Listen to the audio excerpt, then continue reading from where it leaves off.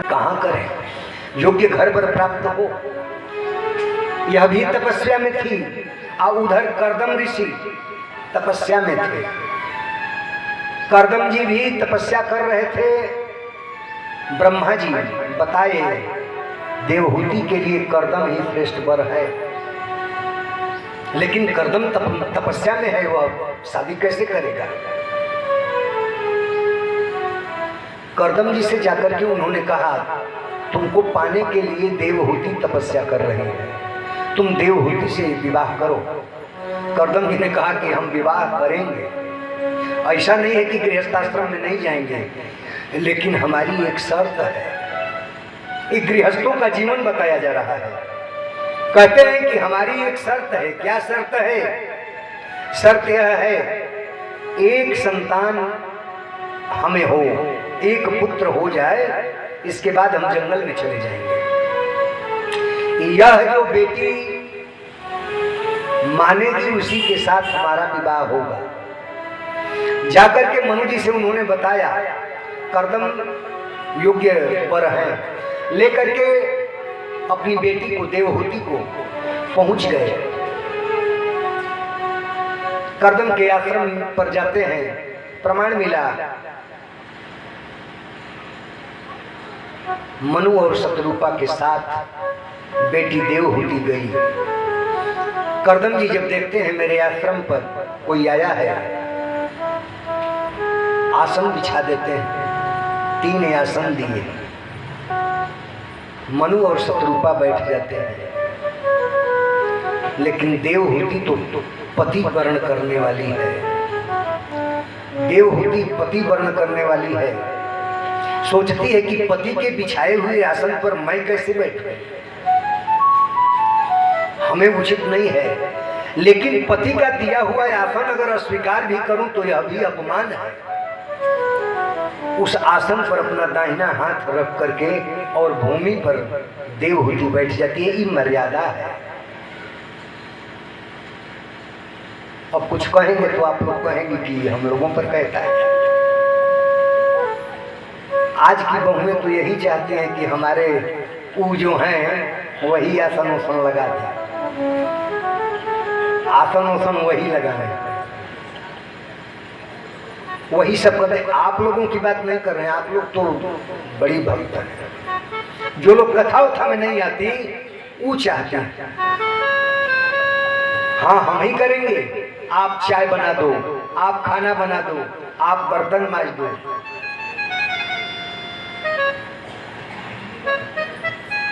आप सब कुछ करो। क्यों? कुछ आज के जमाने के लोगों का कुछ एकाध लाइन, जैसे आज की बेटी बड़ा दहेज देकर के विवाह उसका बाप कर दिया हो और आई हो तो कुछ करना नहीं चाहती,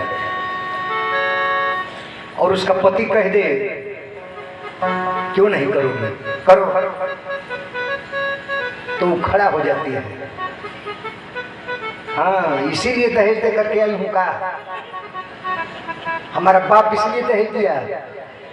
दाल भात बनाई बनाई हर नमाजब बरतनवा, दाल भात बनाई बनाई नाही माजब बरतनवा, दहेज दे के करले बानी तोहरा के सजनवा, दहेज दे के।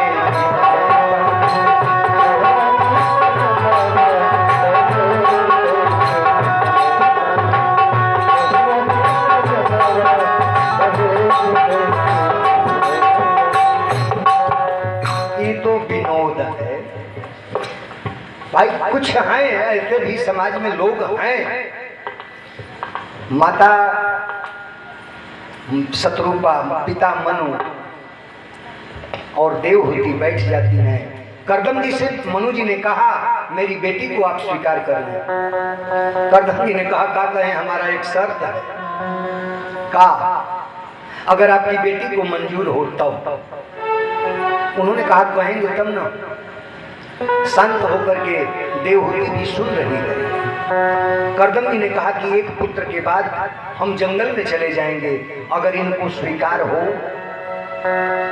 तब मैं विवाह करूं।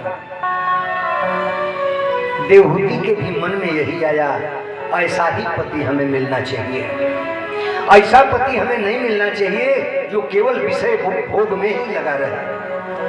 भगवान की तरफ मेरा पति जब जाएगा महाराज, भगवान के उन्मुख होने वाला, भगवान के सम्मुख जाने वाला, भगवान से जुड़ने वाला, महाराज जी भागवत कथा कराने वाला 21 पीढ़ी को तार देता है।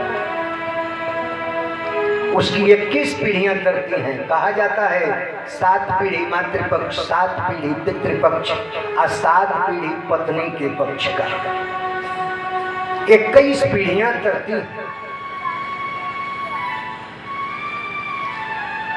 देवहूति के मन में आया कि पति तो ऐसा ही होना चाहिए, विषयी नहीं होना चाहिए।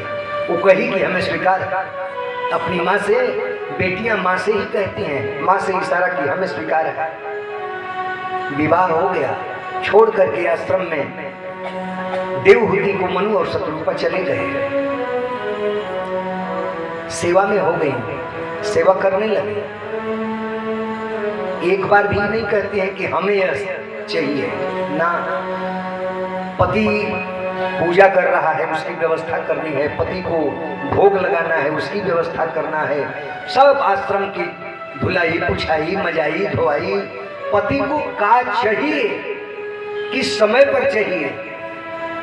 देवहूति जी सब ध्यान देने लगे। समय बहुत बीतने लगा महाराज। एक ऋषि वाचस्पति जी हुए। वाचस्पति जी इसी युग के हुए। वाचस्पति जी का विवाह हुआ, 36 वर्ष विवाह किए हो गए थे। वाचस्पति जी भगवान का भजन करते, भजन उनका लिखते। एक दिन 36 वर्ष विवाह किए हो गया था, पत्नी का मुख नहीं देखे थे, साथ ही रहते थे, एक ही आश्रम में एक ही घर में रहते थे। अब आप कहें, आज का समाज इतना बिगड़ गया कि अगर अपना पति ससुराल आने के बाद 2-4 दिन 2-4 महीना अगर केवल न बोले तो मायके तक शोर मच जाएगा। अरे ये तो छोड़ दिया है, ये तो छोड़ दिया है, ये तो छोड़ दिया है। 36 वर्ष साथे में है, सेवा कर रही है और पति बोल नहीं रहा है, मुंहों नहीं देखा है। कैसी है। एक दिन वाचस्पति जी भजन कर रहे हैं, सारी व्यवस्था बना बना करके वो दे देती है। लाइट पंखा नहीं था उस समय, दीपक रहते थे। भजन लिख रहे थे भगवान का और भाव में भर करके उनका नेत्र आंसू से भर गया। उस समय दृष्टि कम हो गई। आंसू आ जाएगा तो कहां से दिखेगा। खड़ी होकर के भानुमती, भामावती नाम था उसका, भामावती खड़ी है। पति को देखने में कुछ परेशानी हो रही है। धीरे से दीपक का लौ बढ़ा दिया। आज जब दीपक का लौ बढ़ाने के लिए गई, लौ बढ़ाती है, प्रकाश बढ़ गया। वाचस्पति जी उस प्रकाश में उस स्त्री का मुख देख लिए। ध्यान भगवान की तरफ से हट करके पत्नी की तरफ आ गया। देवी तुम कौन हो। अपनी ही पत्नी है महाराज। मर्यादाएं क्या हुआ करती थी, अपनी हमारा सनातन क्या था, अपनी पत्नी है। कहते हैं देवी तुम कौन हो। वो कहती है महाराज आज से 36 वर्ष पहले हमारा और आपका विवाह हुआ था। 36 वर्ष पहले आपको याद है आपका विवाह हुआ था। उन्होंने कहा हाँ। तो हम वही आपकी दासी, आपकी सेविका भामावती हूँ। कलम हाथ से छूट गया, जिस पर लिख रहे थे वह दूर हट गया। कहाँ रहती थी स्वामी, आपके पास ही रहती थी। आज तक हमने तुमको देखा नहीं। स्वामी हमें देखने की आवश्यकता ही क्या है? आप जिसे देख रहे थे आप उसे देख रहे थे, हम तो आपको देख रही थी ना। वाचस्पति जी भाव विभोर हो गए, मेरी पत्नी में इतना त्याग। महाराज करपात्री जी का नाम आप लोगों ने सुना होगा। करपात्री जी की जब तपस्या चरम सीमा पर चल गई तो घर छोड़ करके जाना चाहते थे। करपात्री जी का कम उम्र में ही उनके माता पिता विवाह कर दिए। वो जानते थे इनका लक्षण क्या है। करपात्री जी जब जाना चाहते हैं उस समय, उस दिन उनकी माँ, उनका पिता पत्नी के घर में उनको बंद कर दिए रात में। पत्नी से बोलते नहीं थे, पत्नी का मुंह नहीं देखते थे, पत्नी बड़ी खूबसूरत थी। करपात्री जी महाराज को उनके माँ के द्वारा, उनके पिता के द्वारा एक ही घर में रात्रि में बंद कर दिया गया और माता ने समझा करके तुम अपने प्रेम में, अपने लाड़ प्यार में, अपनी सुंदरता में इसको रात भर में इतना मुग्ध कर देना कि सुबह यह घर छोड़कर, तुमको छोड़कर जाने की बात न कर। करपात्री जी की पत्नी प्रयास की, लेकिन जब एक बंद कमरे में दोनों पति पत्नी करपात्री जी चरण में मस्तक रख करके रात भर माँ माँ करते रह गए। अपनी ही पत्नी को माता माता कहते रह गए। सुबह जाती है, करपात्री जी की माँ जब दरवाजा खोलती है, खटखटाती है, पत्नी ने दरवाजा खोला। जब दरवाजा खोला, मुस्कुराती हुई माँ कही सफलता प्राप्त हुई।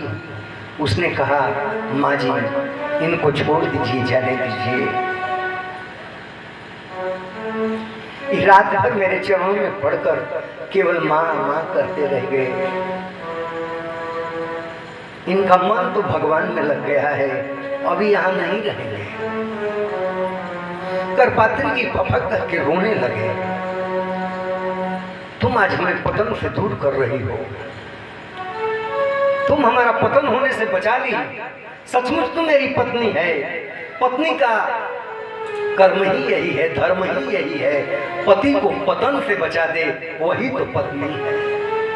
करपात्री जी तुरंत उस पत्नी के चरणों में शीश रख करके दंडवत हो गए। तुरंत उठा ली। महाराज ये क्या कर रहे हैं? आपका पतन मैं बचा रही हूं तो क्या हमारा पतन आप कराएंगे? जिन चरणों में मेरा शीश होना चाहिए, ऐसी अभागन के चरणों में आप अपना शीश रख रहे हैं। करपात्री जी रोते हुए भाव विभोर होकर के कहे तुम भी मेरे साथ जंगल में चलो। उसने कहा महाराज कुछ आप पर ऋण है, आप जाओ तपस्या करो, हम आपके ऋण को चुकता कर दूं। माता पिता का ऋण आपके सर पर है ना। मातृ ऋण, पितृ ऋण, मनुष्य जब जन्म लेता है मातृ ऋण, पितृ ऋण, ऋषि ऋण, देव ऋण, इन ऋणों को लेकर के पैदा होता है। तो आप देव ऋण, ऋषि ऋण से तो मुक्ति पा लेंगे, लेकिन ये पहलवा वाला ऋण रह जाएगा। तो हमें रहने दीजिए यहीं, हम अपने सास ससुर की सेवा करके आपको उस ऋण से छुड़ा दूंगी और आप मेरे ऊपर जो देव ऋण, ऋषि ऋण है उससे आप मेरी मुक्ति कर देना। हम यहाँ लगा दिए पारा, तुम वहाँ लगा देना पारा। बताओ फिर तेरा मेरा है साथ क्या जी? फिर तेरा मेरा, मेरा तेरा है साथ क्या? हम यहाँ हिसाब रखेंगे, आप वहाँ रखना। करपात्री जी रोते हुए चल गए। आज की पत्नियां तो यह कहते हैं तुम शहर में रहो, हम घरे रहो, तो हर माई बाबू के खियावे पियावे।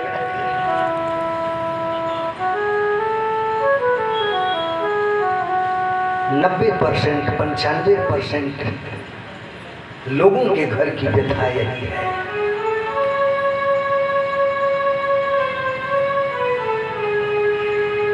जितने दिनों तक बेटियां होती हैं माताओं के घर पर, देहात की कहावत थी माताएं, आप लोग जानते हैं, हम लोग तो आप ही लोगों का सुन सुन करके कह लेते हैं। बेटी कमाई रानी। बेटी जितने दिन है माता को कुछ करने नहीं देती, लेकिन जब चली जाती है तो बूढ़ी समय भरे पानी। बेटी कमाई रानी, बूढ़ी समय भरे पानी। क्योंकि बहू और बेटे तो चले गए, बेटा धन कमाने की इच्छा से, अब बहू हम इन बुढ़वा बुढ़िया को नहीं बनाऊंगा, नहीं खिलाऊंगा, हम भी आपके साथ रहेंगे। तो अब आखिर ये पेट कैसे माने, तो करना ही पड़ेगा। कहते हैं करदम जी के साथ देवहूति जी ने ऐसा ही व्यवहार किया। उनके तपस्या का हर व्यवस्था करते हुए महाराज का कहा जाए, एक पुत्र की बात थी, 9 पुत्रियां हो गई। लोगों के घरों में अब भी हम लोगों के यहाँ देखा जाता है, पुत्र खोजते खोजते पुत्रियों की संख्या बढ़ती जाती है। 9 कन्याएं हो गई। करदम जी को यह याद आया कि अरे हमने तो एक की बात किया था, 9 कन्याएं हो गई, अब हमें चला जाना चाहिए। चल देते हैं जंगल की तरफ। देवहूति जी देखती हैं, हाथ जोड़ कर खड़ी हैं, मैं रोकूंगी नहीं, आप जाएं। लेकिन स्वामी, ये बेटियां हैं, इन बेटियों के विवाह के लिए वर की आवश्यकता होगी। आपने तो वादा किया था पुत्र का, ये तो पुत्रियां हैं। अगर एक पुत्र भी होता तो मैं आपको नहीं ढूंढती, आपको छोड़ देती। बात नहीं है तो भाई का अधिकार है, भाई सब कुछ कर सकता है, लेकिन मैं कहाँ जाऊंगी वर ढूंढने के लिए। करदम जी को याद आ गया, ब्रह्मा जी बताए थे तुम्हारे वंश के रूप में भगवान का अंश आएगा। भगवान आए, रुक गए, और उस बार कपिलदेव भगवान आए। सांख्य शास्त्र का विस्तार करने के लिए कपिलदेव भगवान का प्रादुर्भाव हुआ। बोलो कपिल भगवान की जय। ऐसे कपिल भगवान प्रकट होकर के जैसे ही प्रकट हुआ, 9 बेटियों का विवाह कर दिए 9 ऋषियों से। अब उधर जाने पर बड़ा लेट होगा, हमारे कृष्ण भगवान बन करके तैयार होंगे, उनको देखना है, उनका जन्म करा देना है। आज कहते हैं करदम जी जंगल की यात्रा कर गए। कपिलदेव जी माता को सांख्य शास्त्र की कथा सुनाए, कथा का विस्तार किए। सारी बेटियां, सारी बहनें, 9 बहन 9 दमाद करदम जी के आए। आज सब करदम जी अपनी माँ और बहन को बैठ करके कथा सुनाए।